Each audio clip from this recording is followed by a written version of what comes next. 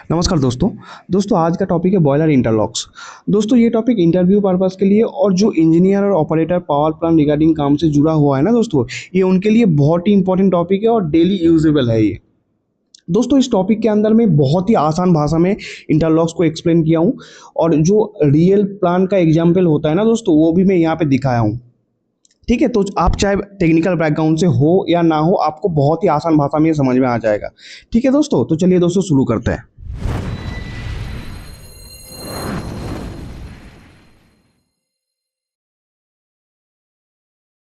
अभी ये इंटरलॉक समझाने से पहले मैं आपको एक एग्जांपल देता हूँ, तो आपको ये इंटरलॉक चीज़ क्या होता है, इसका यूज़ क्यों होता है इतना, ठीक है, वो आपको आसान में समझ में आ जाएगा। जैसे आप देख पा रहे हो दोस्तों, ये एक मेरा बिल्डिंग है, ठीक है।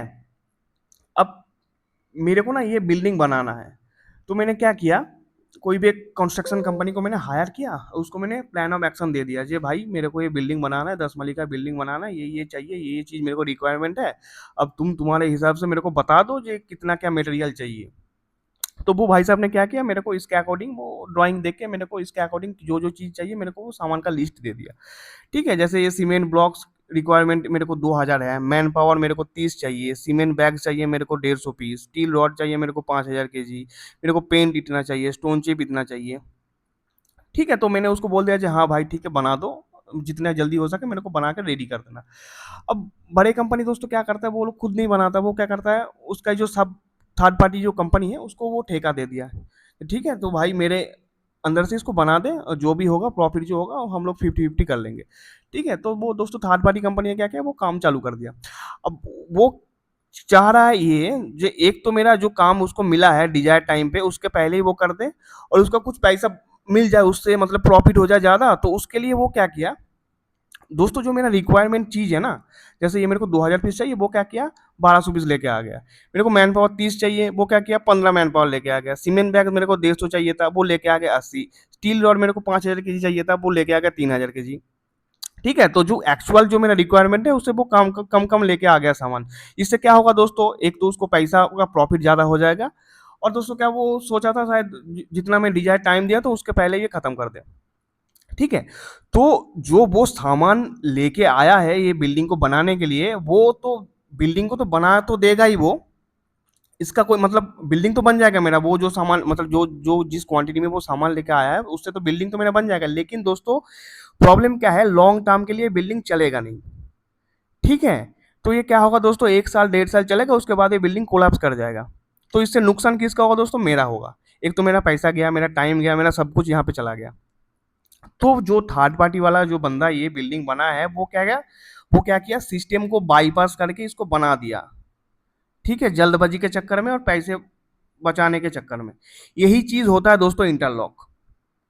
ठीक है, मतलब क्या होता है दोस्तों, कोई भी सिस्टम को मेरे को लॉन्ग टाइम रन करवाने के लिए, चलाने के लिए, एक्चुअली उसका जो जो रिक्वायरमेंट है वो मेरे को फुलफिल करना जरूरी है। ठीक है, बिना उसके उसके बिना तो ये चलेगा ही नहीं, ऊपर से ये डैमेज हो जाएगा, नुकसान हो जाएगा, एक्सीडेंट होगा ये।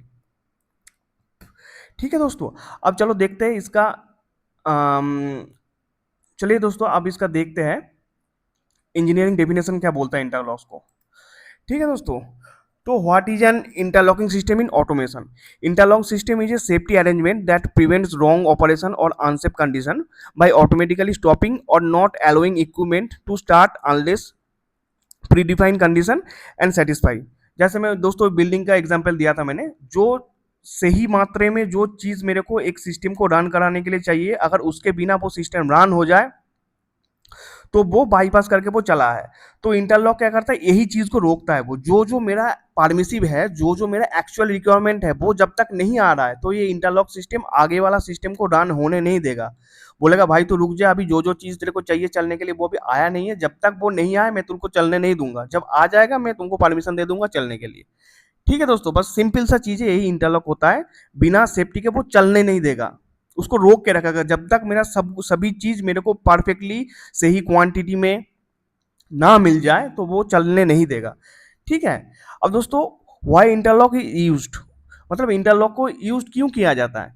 टू प्रोटेक्ट इक्विपमेंट को मतलब प्रोटेक्ट करने के लिए, to protect human safety, safety भी इम्प्लाइज करता है ये, to avoid accident explosion damage, मतलब वही जो आपको बिल्डिंग के केस में मैं बताया था, एक्सीडेंट होने से रोकने के लिए, एक्सप्लोजन होने के रोकने के, डैमेज के लिए रोकने के लिए, to maintain proper sequence of operation, मतलब ऑपरेशन ऑपरेशन को स्मूथली चलने के लिए, ठीक है, बिना रोक टोक के, बिना ना कुछ प्रॉब्लम हो जाए ना कुछ हो जाए, उसके लिए ये इंटरलॉक यूज होता है ऑटोमेशन सिस्टम में। अब दोस्तों हम लोग देखेंगे बॉयलर में क्या क्या सेफ्टी मतलब प्रिकॉशन लिया जाता है, मतलब क्या क्या इंटरलॉक यूज होता है। ठीक है दोस्तों, तो चलिए बॉयलर में देख लेता हूँ। दोस्तों ये है मेरा बॉयलर। ठीक है, बॉयलर में दोस्तों मेन 3 जगह पे इंटरलॉक मतलब प्रोवाइड किया जाता है बॉयलर को एकदम सही से ऑपरेशन करने के लिए। वो क्या है दोस्तों, एक हो गया मेरा आईडी फैन, ठीक है, एक हो गया मेरा एफडी फैन, और एक हो गया मेरा बॉयलर फीड पंप, जिससे बॉयलर ड्रम पे पानी जाता है। तो अभी मैं दोस्तों आपको रियल मतलब प्लांट में जो जो यूज होता है ना इंटरलॉक, तो उसके अकॉर्डिंग में एक एक करके आपको मैं उसका समझाने की कोशिश करूंगा, एक एक पॉइंट लेके, अगर ये पॉइंट पे अगर इंटरलॉक मेरा है तो ये क्या सेफ्टी प्रिकॉशन देता है, अगर ये पॉइंट पे नहीं है तो उसके लिए क्या डैमेज हो सकता है, हर एक चीज में आपको समझाने की कोशिश करूंगा। और दोस्तों मैं एक चीज बता देता हूँ पहले ही, दोस्तों ये जो इंटरलॉक्स होता है ना, वो कंपनी टू कंपनी वेरी करता है। ठीक है, जैसा मेरे प्लांट में जो जो इंटरलॉक्स है, वो जरूरी नहीं है आपके प्लांट में भी होगा, मतलब 90% तो होगा, एक दो शायद इधर उधर हो सकता है। वो क्यों क्यों होता है दोस्तों, जैसे सपोज मान लो जब मैंने ये बिल्डिंग बनाने दिया था, सपोज मान लो मैंने एक्स कंपनी को बनाने के लिए दिया था मैं, ठीक है, तो वो एक्स कंपनी क्या करेगा, उसका जितना एक्सपीरियंस है, उसका जितना नॉलेज है, उसके अकॉर्डिंग वो मेरे को ये सामान मेरे को दिया है, जो मेरे को सीमेंट ब्लॉक्स इतना चाहिए, 2000 चाहिए, मैन पावर 30 चाहिए, सीमेंट बैग 150 चाहिए, स्टील रॉड मेरे को 5000 के जी चाहिए, स्टोन चिप मेरे को इतना चाहिए, तो उसके अकॉर्डिंग क्या लगता है जे ये सामान से मेरा ये बिल्डिंग बढ़िया से बन जाएगा, वो एक्स कंपनी का बोलना है। अब सपोज मान लो मैंने कोई वाई कंपनी को पकड़ के लेके आया, जो भाई उसका थोड़ा मेरे को डाउट लग रहा है, जो जो बोल रहा है वो, तो आप एक बार देख के बता दो आपके अकॉर्डिंग क्या क्या चाहिए। तो वो एक्स कंपनी ने क्या, वाई कंपनी ने क्या किया, उसका नॉलेज मान लो उससे भी और भी थोड़ा ज्यादा होगा जो भी है, तो वो क्या किया, जो बोल रहा है अरे यार वो तो थोड़ा सा गलत बोला है, एक काम करो मैं कुछ नया चीज इसमें ऐड करता हूँ, तो उसके अकॉर्डिंग अब मंगवा लो।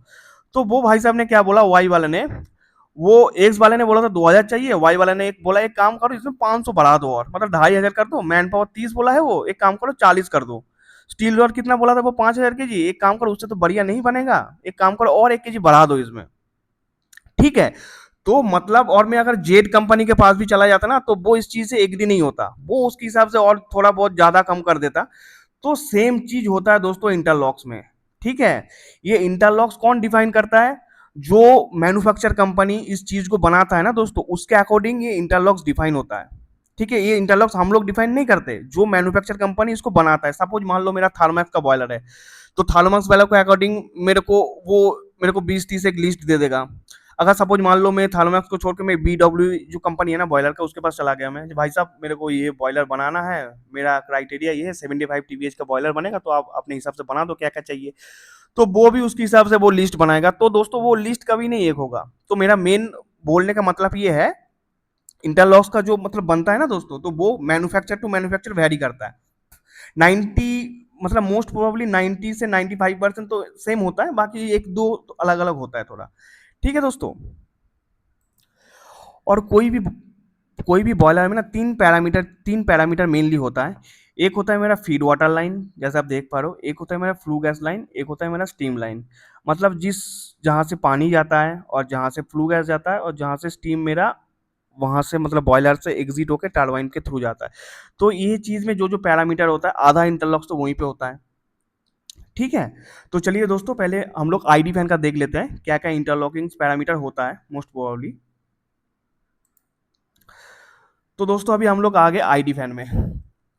आईडी फैन का मतलब क्या होता है दोस्तों, इंड्यूस्ड फैन, मतलब इंड्यूस्ड ड्राफ्ट फैन, मतलब ये क्या करता है, जो मेरा फ्लू गैस जो है ना दोस्तों, तो फ्लू गैस जब फार्नेस से फ्लू गैस निकलता है, तो ये एपीएच इकोनोमाइजर के थ्रू ये क्या होता है दोस्तों, चिमनी के थ्रू ये निकल जाता है। तो दोस्तों आईडी फैन मेन चीज होता है कोई भी बॉयलर का।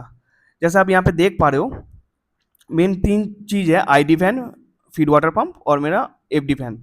जब दोस्तों बोलता है ना कोई भी बॉयलर ट्रिप हो गया, तो बॉयलर ट्रिप होने का मतलब क्या होता है दोस्तों, मेरा आईडी फैन ही ट्रिप हो गया।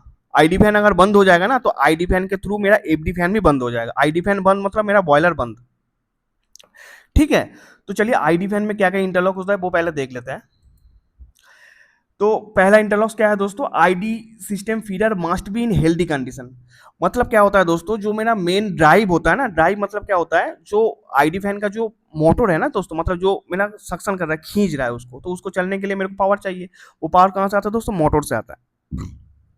तो ये मोटर का जो पैनल होता है ना दोस्तों, मतलब जहाँ पे मान लो सपोज ड्राइव से आ रहा है, तो वो ड्राइव मेरे को उसका जो कंट्रोलिंग सिस्टम होता है ना, वो मेरे को हेल्दी होना चाहिए। अगर वो हेल्दी नहीं होगा, वो कंट्रोलिंग नहीं कर पाएगा, कंट्रोल नहीं कर पाएगा, तो मोटर मेरा स्टार्ट ही नहीं होगा। तो एक तो मेरे को फास्ट जो होता है वो फीडर का मेरे को हेल्दी का फीडबैक आना चाहिए मेरा डीसीएस पे। ठीक है, दूसरा क्या होता है दोस्तों, क्या बोल रहा है, ID motor R why V phase winding temperature should be less than against tripping set point. अब ये थोड़ा दोस्तों समझिए, इसमें क्या चीज है ना, जो मेरा मोटर है वो बड़ा मोटर होता है, तो वो दोस्तों क्या होता है, उसमें तीनों फेज होता है इलेक्ट्रिकल साइड से। वो फेज का अगर टेम्परेचर, एक क्या कोई भी चीज में क्या होता है ना दोस्तों, एक मेरा ट्रिपिंग का सेट पॉइंट दिया रहता है। ठीक है, सपोज मान लो मेरा टेम्परेचर 90 का सेट पॉइंट दिया हुआ है। इसका मतलब क्या होता है, अगर टेम्परेचर मेरा 90 आ गया तो वो क्या कर देगा, सिस्टम को मेरा बंद कर देगा। जो ये मतलब ये सिस्टम के लिए क्या बोलता है, डेंजरस है। तो इससे क्या होगा, एक्सीडेंट हो सकता है, मोटर जल सकता है, बहुत कुछ प्रॉब्लम हो सकता है।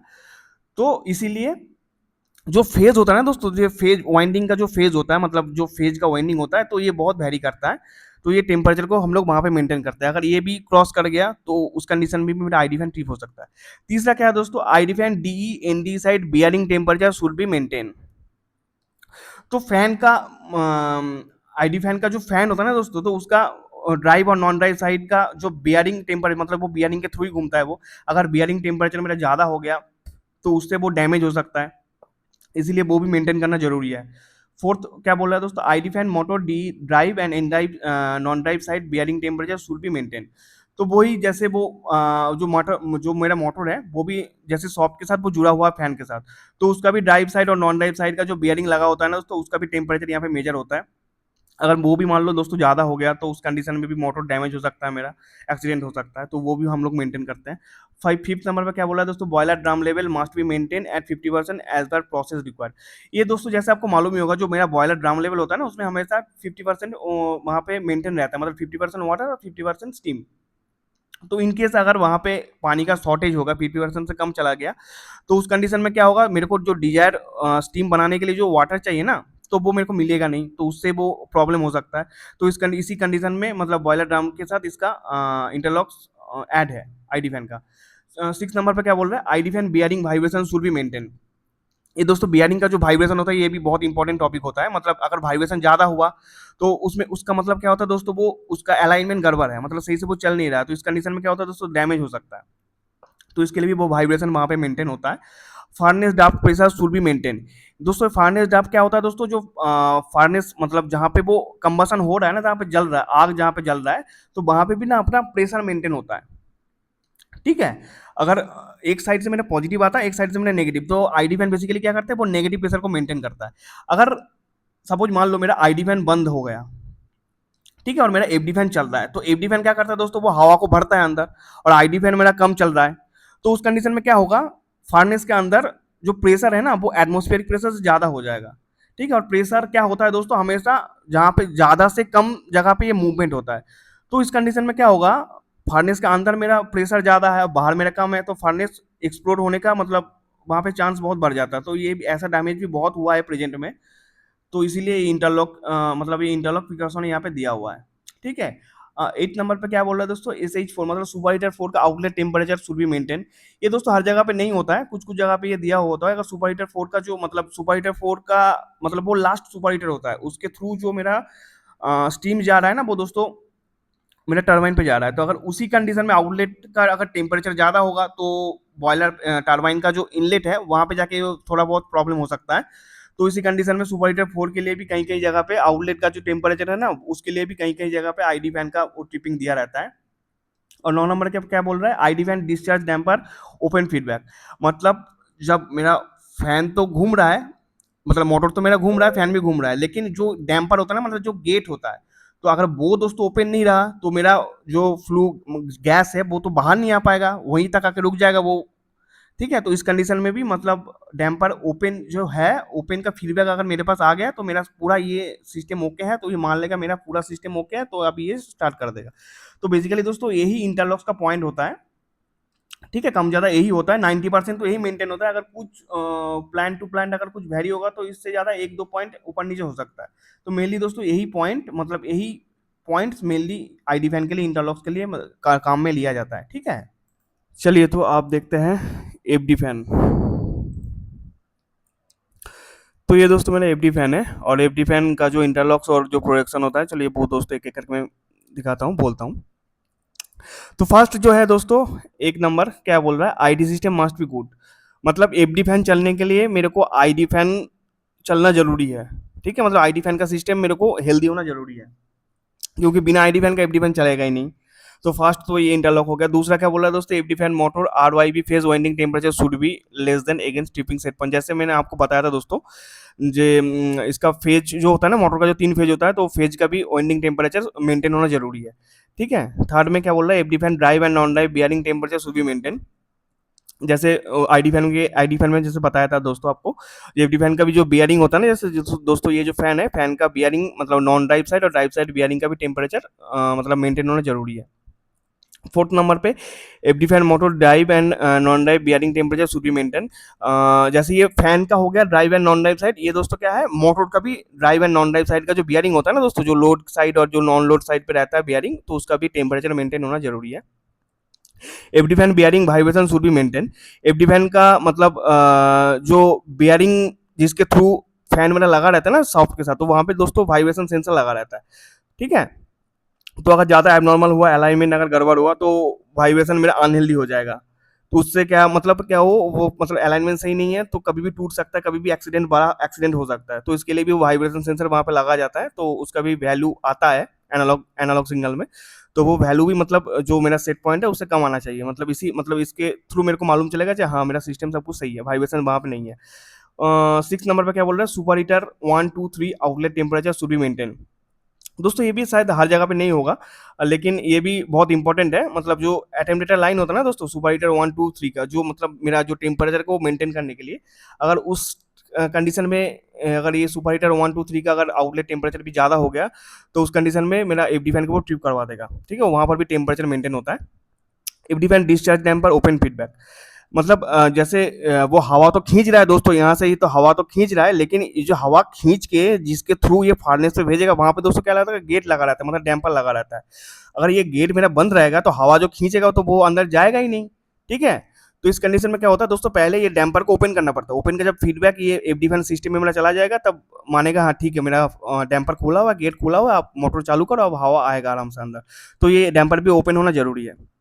ठीक है, 8 नंबर क्या बोला दोस्तों, O2 एनालाइजर रीडिंग।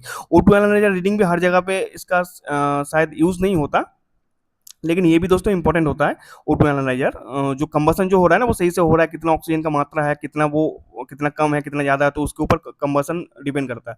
तो उस कंडीशन में भी O2 एनालाइजर का रीडिंग कहीं का भी मतलब कहीं पे यूज होता है। ठीक है, ठीक है, अब हो गया। अब देखते हैं बीएपी का क्या है। अब देखते हैं दोस्तों बीएपी का इंटरलॉक्स क्या क्या होता है। ये दोस्तों मेरा बॉयलर फीड पंप है। फीड पंप यूज क्यों होता है, मतलब जो मेरा डिएटर से जो पानी को खींच के जो बॉयलर ड्रम पे भेजता है, ठीक है, इसलिए बॉयलर फीड पंप का यूज होता है। दोस्तों इसका इंटरलॉक्स क्या क्या होता है वो देख लेते हैं। एक नंबर क्या है, BAP system must be good. मतलब जो बताया था पहले, फीडर मतलब सिस्टम पूरा मेरा हेल्दी होना चाहिए, तब जाके कंट्रोलिंग हो, तब जाके मेरा ड्राइव से मेरा मोटर स्टार्ट हो सकता है। तो फीडर से पहले मेरे को हेल्दी होना चाहिए। सेकंड में क्या बोल रहा है, BAP motor ROIB phase winding temperature maintain. वैसे ही फेज का जो तीनों फेज का मेरा वाइंडिंग का टेम्परेचर मेंटेन होना चाहिए। BAP pump drive non drive bearing temperature and vibration should be maintain. मतलब वही ये मेरा दोस्तों पंप है। देखो अगर गौर करोगे दोस्तों, तो यहाँ पे मेरा drive side and non drive side में मेरा टेम्परेचर एंड वाइब्रेशन सेंसर लगा हुआ है। ठीक है, तो ये इसका रीडिंग भी सही से मेंटेन होना चाहिए। अगर ये एबनॉर्मल होगा तो मतलब कुछ प्रॉब्लम है, तो उस कंडीशन में क्या होगा दोस्तों, ये पंप को ही मतलब मोटर को ट्रिप करवा देगा, तो बंद हो जाएगा ये। 5 नंबर पे क्या बोला है दोस्तों, inlet suction pressure should be maintain. ठीक है दोस्तों, ये एक बहुत इंपॉर्टेंट चीज है। ये जो पंप देख पा रहे हो ना, ये मेरा सक्शन लाइन है और ये मेरा डिस्चार्ज लाइन है। ठीक है, तो ये सक्शन लाइन कहाँ से आ रहा है दोस्तों, ये आ रहा है मेरा डिएटर से। ठीक है, अगर डिएटर में थिएटर से अगर सक्शन प्रेशर नहीं आया, मतलब यहाँ पर ये कम से कम इसका 2 केजी शायद हो, मे बी 2 से 3 केजी होता है, तो यहाँ पे ये प्रेशर मेंटेन होना चाहिए। अगर प्रेशर यहाँ पे मेंटेन नहीं होगा, ये सक्शन नहीं कर पाएगा। ठीक है, तो वो प्रेशर मेंटेन होना भी जरूरी है। अगर प्रेशर मेंटेन नहीं होगा तो ये मोटर को ट्रिप करवा देगा। तो यहाँ पे दोस्तों यही बोल रहा है, suction pressure should be maintain. तो प्रेशर यहाँ पे मेंटेन करना जरूरी है। प्रेशर मेंटेन होगा तब भी ये आगे जाके फीडबैक देगा हाँ मेरा सब कुछ ओके है, तब जाके मोटर को स्टार्ट करवाने देगा। ठीक है। 6 नंबर पे क्या बोल रहा है दोस्तों, डिएटर लेवल शुड बी मेंटेन। अगर ये सक्शन लाइन है, ये सक्शन लाइन मेरा आ रहा है कहाँ, डिएटर से आ रहा है। डिएटर से डायरेक्ट पानी लेके ये बॉयलर ड्रम पे भेजता है। अगर डिएटर में मेरा लेवल कम रहेगा तो जो इसका रिक्वायरमेंट प्रेशर जो होना चाहिए ना दोस्तों, तो वहां पे ये प्रेशर नहीं बनेगा। ये अगर प्रेशर नहीं बनेगा, ये पानी को सक्शन नहीं कर पाएगा, तो उस कंडीशन में भी क्या करेगा, ये मोटर को ट्रिप करवा देगा। तो डिएटर लेवल मेंटेन होना चाहिए। ठीक है, जो इसका डिजायर प्रेशर है वो प्रेशर मेंटेन करने के लिए उसका डिएटर का लेवल भी मेंटेन होना चाहिए। ठीक है। 7 नंबर पे क्या बोल रहा है दोस्तों, inlet isolation valve open feedback and outlet isolation valve close feedback. ये दोस्तों एक बहुत ही इंपॉर्टेंट टॉपिक है, इसको थोड़ा ध्यान से सुनना। यहाँ पे दोस्तों 2 कंडीशन होता है। ठीक है, जो 2 कंडीशन मतलब क्या, एक मेरा पंप है और एक मेरा जो फैन है, ये दोनों का ऑपरेशन हमेशा दोस्तों अलग होता है। जो मेरा पंप मोटर होता है ना, उसके लिए फास्ट क्राइटेरिया क्या रहता है, मेरा आइसोलेट मतलब इनलेट लाइन हमेशा पहले ओपन होना चाहिए। ठीक है, और आउटलेट लाइन पंप स्टार्ट होने के बाद ओपन होता है। इसको ध्यान से सुनना दोस्तों। पंप का क्या होता है, जो इनलेट लाइन होता है ना, वो पहले ओपन होना चाहिए। ठीक है, और आउटलेट लाइन वो स्टार्ट होने के बाद में ओपन होता है। और जो फैन का होता है ना, फैन का दोस्तों क्या होता है, उल्टा होता है। फैन का क्या होता है, जो आउटलेट लाइन होता है ना, वो पहले ओपन होना चाहिए, उसके बाद स्टार्ट होने के बाद इनलेट लाइट ओपन होता है। ठीक है, अगर ये चीज नहीं हुआ तो इससे क्या होगा, मोटर में लोड ज्यादा आ जाएगा। ठीक है, अगर लोड ज्यादा हुआ तो ओवरलोड के कारण वो मोटर मेरा ट्रिप हो सकता है। तो पंप और फैन ये दोनों इसका अलग ऑपरेशन होता है, मतलब उल्टा ऑपरेशन होता है। तो ये चीज को हमेशा दोस्तों ध्यान रखना। ठीक है, पंप के लिए क्या होगा दोस्तों, इनलेट आइसोलेशन वाल्व मेरे को पहले ओपन चाहिए।